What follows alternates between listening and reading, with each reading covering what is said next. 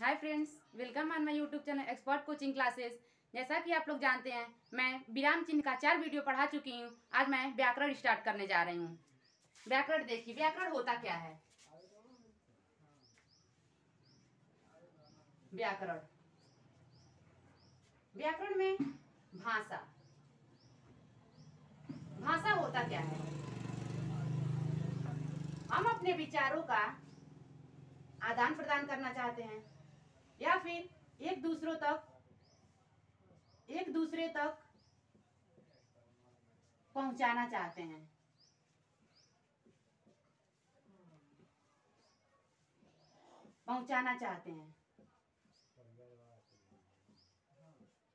तो जब हमारा विचार अस्पष्ट या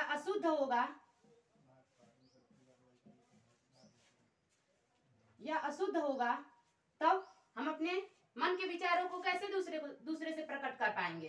इसी को बताने के लिए हम लोग व्याकरण का इस्तेमाल करते हैं। देखिए, जैसे हम एक एग्जाम्पल के साथ बताते हैं।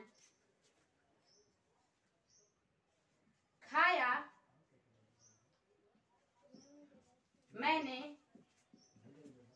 कल मिठाई। खाया मैंने कल मिठाई। ये मेरा वाक्य उच्चारण क्या है? गलत है। ये मेरा उच्चारण गलत है। इसमें मैंने अब खाया को लिख दिया याखा। याखा का उच्चारण भी मेरा गलत है। याखा का उच्चारण भी हमारा गलत है। और मैंने लिख दिया एक और शिष्य। शिष्य को मैंने ऐसे शिष्य लिख दिया।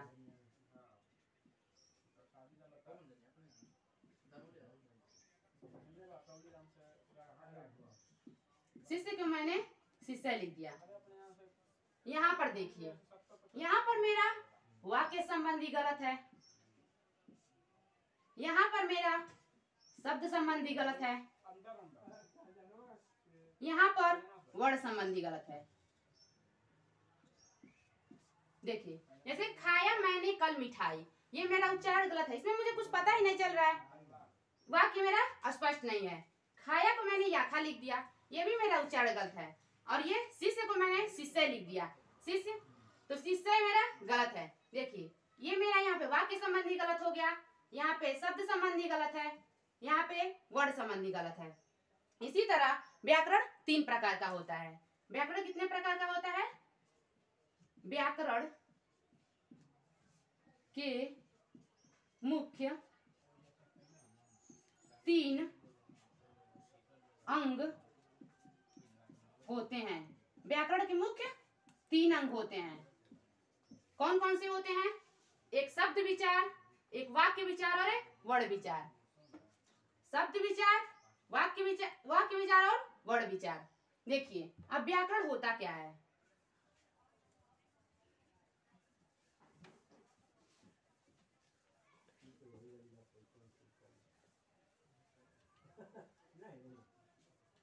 व्याकरण क्या होता है?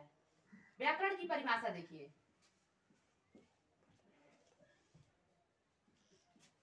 भाषा को शुद्ध रूप से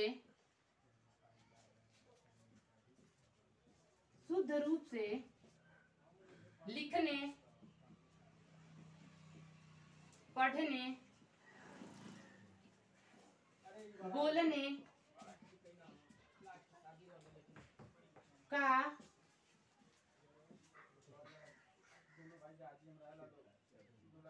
लिखने पढ़ने व बोलने का ज्ञान कराने वाले शास्त्र को व्याकरण कहते हैं।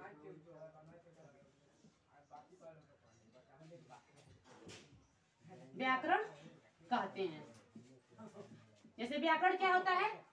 भाषा को शुद्ध रूप से, भाषा को शुद्ध रूप से लिखने, पढ़ने, बोलने, भाषा को शुद्ध रूप से लिखने, पढ़ने व बोलने का ज्ञान कराने वाले शास्त्र को क्या कहते हैं? व्याकरण, यानी साधन। व्याकरण कितने अंग होते हैं? 3। पहला होता है वर्ण विचार, दूसरा शब्द विचार, तीसरा वाक्य विचार।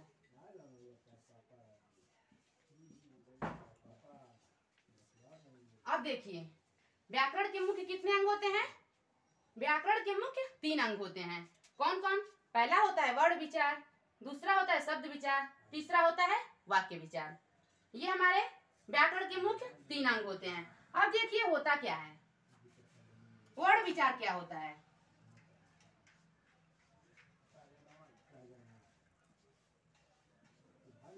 वर्ण विचार क्या होता है? पहले इसे आप लोग नोट कर लीजिए। देखिए क्या होता है, ध्वनि या वर्णों की शुद्धता पर क्या कार्य करता है। वर्ण विचार क्या होता है? ध्वनि या वर्णों की शुद्धता पर कार्य करता है।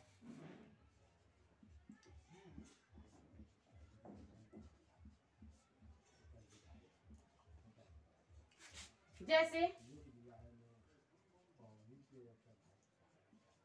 वर्णमाला संबंधी,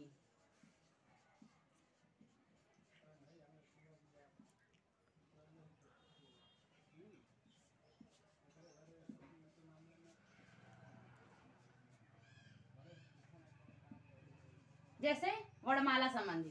वर्णमाला संबंधी में वर्ण विचार क्या होता है? वर्ण विचार में ध्वनि वर्णों की शुद्धता पर, ध्वनि या वर्णों की शुद्धता पर कार्य करता है। वर्ण विचार में वर्णमाला संबंधी जैसे स्वर या व्यंजन, स्वर या व्यंजन आते हैं।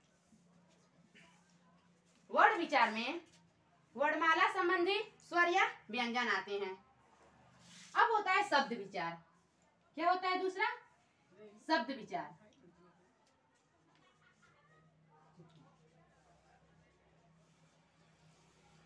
शब्द विचार क्या होता है? पहले नोट कर लिए तब बताती हूँ।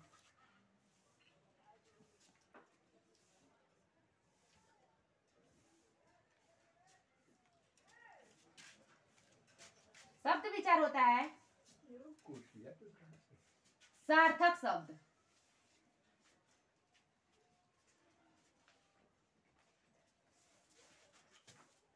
या नए शब्द।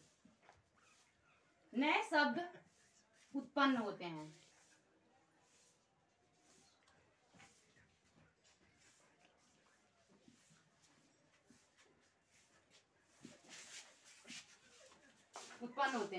या फिर शब्दावली।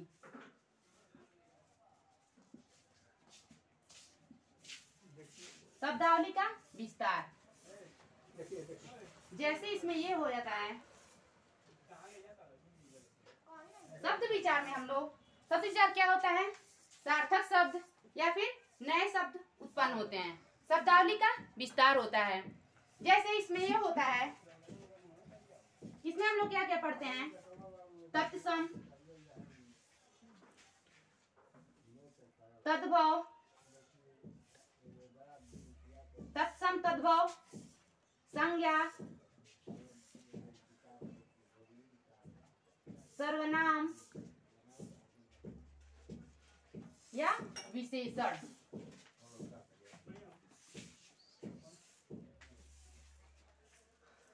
विशेषण आदि। शब्द विचार क्या होता है? सार्थक शब्द या नए शब्द उत्पन्न होते हैं। शब्दावली, जैसे इसमें क्या क्या आता है? तत्सम शब्द आते हैं, तद्भव शब्द आते हैं, संज्ञा या सर्वनाम या फिर विशेषण आदि आता है। इसमें मुहावरा आता है, लोकोक्तियां आता है, वाक्यांशों के लिए एक शब्द आता है। सब हम लोग किसमें पढ़ते हैं? शब्द विचार में पढ़ते हैं। वर्ण विचार में क्या क्या पढ़ते हैं? ध्वनि या वर्णों की शुद्धता पर कार्य करता है। वर्ण विचार क्या होता है? ध्वनि या वर्णों की शुद्धता पर कार्य करता है। इसमें क्या होता है? वर्णमाला संबंधी आते हैं, जैसे स्वर एवं व्यंजन। शब्द विचार सार्थक शब्द या नए शब्द, शब्दावली का विस्तार होता है, जैसे तत्सम, तद्भव, संज्ञा, सर्वनाम, विशेषण आदि इसमें आते हैं। तीसरा क्या होता है? वाक्य विचार। तीसरा क्या होता है? वाक्य विचार।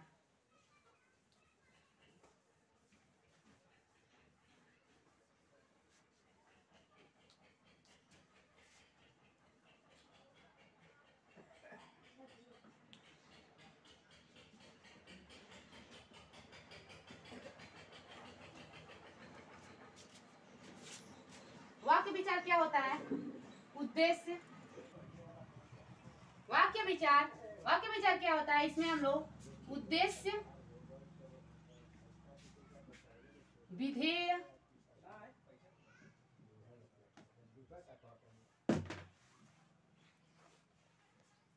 अर्थ के आधार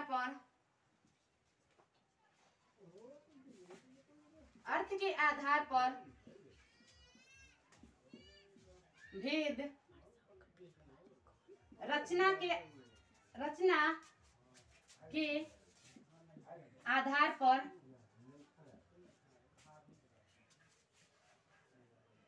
के आधार पर वाक्यों के भेद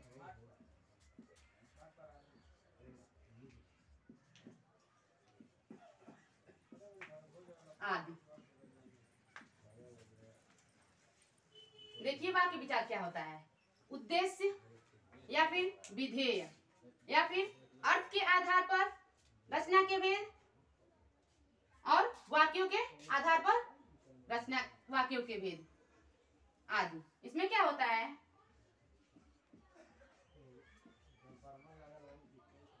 जैसे देखिए, आप फूल किसे तोड़ रहे हैं? आप फूल किसे तोड़ रहे हैं?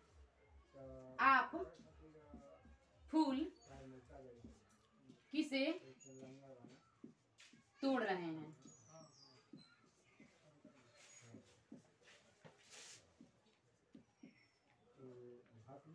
आप फूल किसे तोड़ रहे हैं? ये मेरा वाक्य क्या है?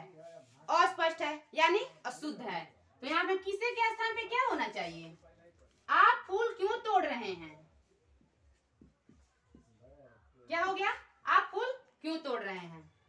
अब देखिए, हम ये व्याकरण का तीनों बता चुके हैं। व्याकरण कितने प्रकार का होता है, व्याकरण क्या होता है, व्याकरण के मुख्य 3 अंग होते हैं। अब हम पूरा कुछ बता चुके हैं। अब देखिए कुछ इंपॉर्टेंट क्वेश्चन मैं बताने जा रही हूँ इसमें। जैसे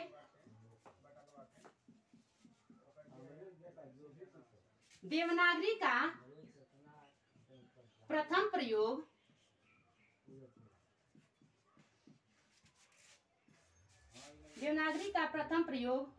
रुद्रदामन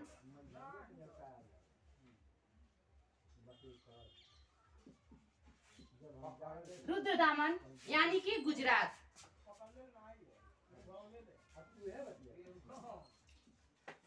गुजरात के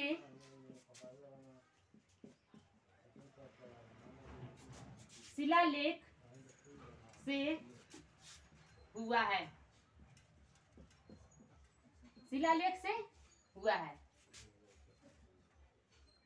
ये वीडियो के क्वेश्चन में पूछा भी है। देवनागरी का प्रथम प्रयोग रुद्रदामन यानी गुजरात के शिलालेख से हुआ है।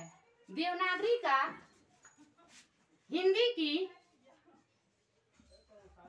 और दूसरा देखिए, हिंदी की लिपि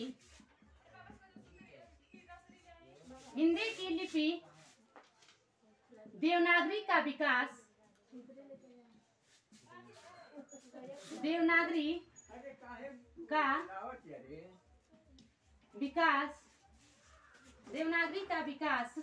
ब्राह्मी लिपि से हुआ है। ब्राह्मी लिपि से हुआ है। ब्राह्मी लिपि से हुआ है। देखिए, हिंदी की लिपि देवनागरी, हिंदी की लिपि देवनागरी का विकास ब्राह्मी लिपि से हुआ है।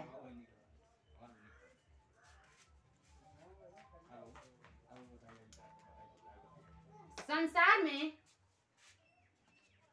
तीसरा है, देखिए,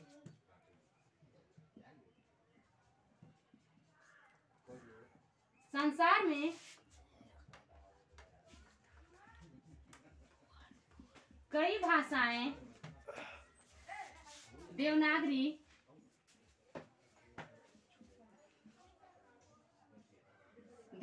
से ली गई हैं।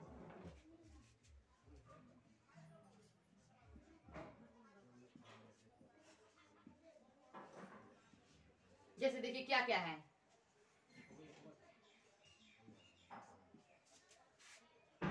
ऊपर देखिए,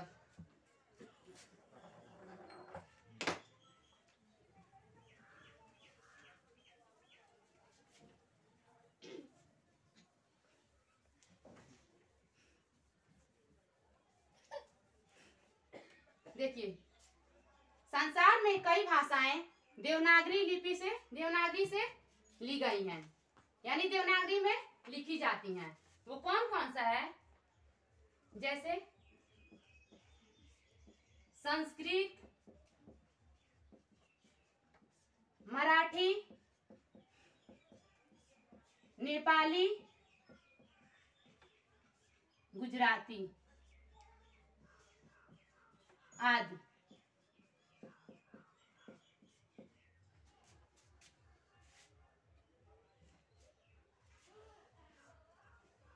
तो क्या क्या हो गया? हम लोग यहाँ पढ़ लिए, हिंदी की लिपि देवनागरी का विकास ब्राह्मी लिपि से हुआ है। ये हो गया, संसार में कई भाषाएं देवनागरी से ली गई हैं या लिखी गई हैं। वो कौन कौन से हैं? जैसे संस्कृत, मराठी, नेपाली, गुजराती आदि। तो फ्रेंड्स, आई होप आपको ये मेरा वीडियो पसंद आया होगा। तो प्लीज लाइक, सब्सक्राइब तथा अपने फ्रेंड्स में शेयर जरूर करें। Thank you.